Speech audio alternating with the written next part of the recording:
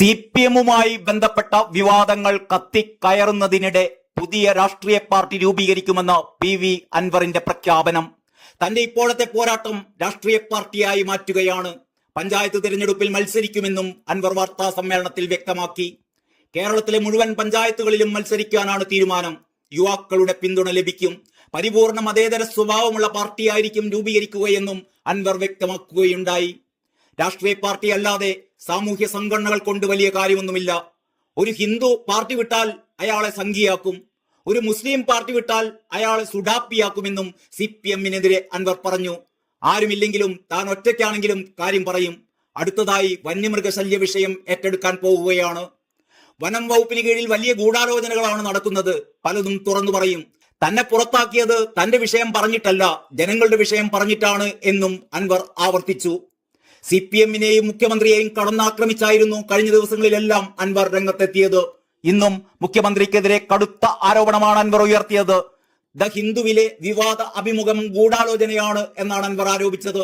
മുസ്ലിം ഭൂരിപക്ഷമുള്ള ജില്ല ദേശദ്രോഹികളുടെ നാടാണെന്ന് വരുത്തി തീർക്കാനായിരുന്നു മുഖ്യമന്ത്രി ശ്രമിച്ചത് എന്ന് അൻവർ കുറ്റപ്പെടുത്തി. മുഖ്യമന്ത്രി സ്ഥാനം ഒഴിയുന്നതാണ് മുഖ്യമന്ത്രിക്ക് നല്ലത്. ഇക്കാര്യം പാർട്ടി ആലോചിക്കട്ടെ. താനായിരുന്നു ആ സ്ഥാനത്ത് എങ്കിൽ മാറി നിൽക്കുമായിരുന്നു. തന്റെ കൂടെ നിൽക്കുന്നവരെല്ലാം വർഗീയവാദികളാണോ? ഒക്ടോബർ 6 മഞ്ചേരിയിൽ ജില്ലാതല വിശദീകരണ യോഗം സംഘടിപ്പിക്കുന്നുണ്ട്. 1,00,000 ആളുകളെ പങ്കെടുപ്പിക്കും.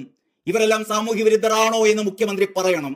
കുളിപ്പിച്ച് കുട്ടി ഇല്ലാതാകാതിരുന്നാൽ മതി എന്നും അൻവർ പറഞ്ഞു. മുഖ്യമന്ത്രി സ്ഥാനം റിയാസിനെ ഏൽപ്പിക്കുന്നതാണ് ഇതിനേക്കാൾ നല്ലത്. ആളുകളുടെ അഭിപ്രായം മാനിച്ചാണ് വിവിധ പരിപാടികൾ താൻ ഒന്നാക്കിയത്. ഗൂഢലക്ഷ്യമില്ലാത്തവർ എന്താണ് ADGP-യെ ഇതുവരെ സസ്പെൻഡ് ചെയ്യാത്തത് എന്നും അൻവർ ചോദിച്ചു.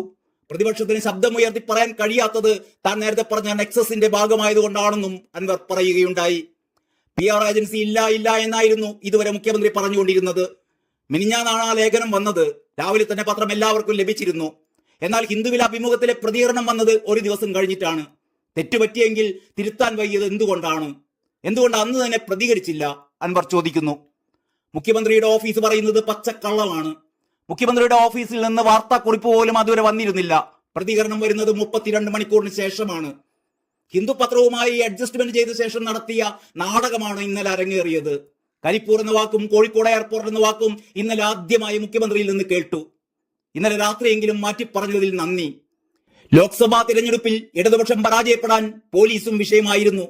നികുതി വർധനയും പെൻഷൻ നൽകാത്തതും വന്യജീവി പ്രശ്നങ്ങളും രാഹുൽ ഗാന്ധിയുടെ സാന്നിധ്യവും ഒക്കെ തോൽവിക്ക് കാരണമായിരുന്നു. എന്നാൽ അതൊന്നും നോക്കാതെയാണ് പാർട്ടി മുസ്ലിം പ്രീണനമാണ് എന്ന കാരണം കണ്ടെത്തുന്നത് എന്നും അൻവർ ആരോപിച്ചു.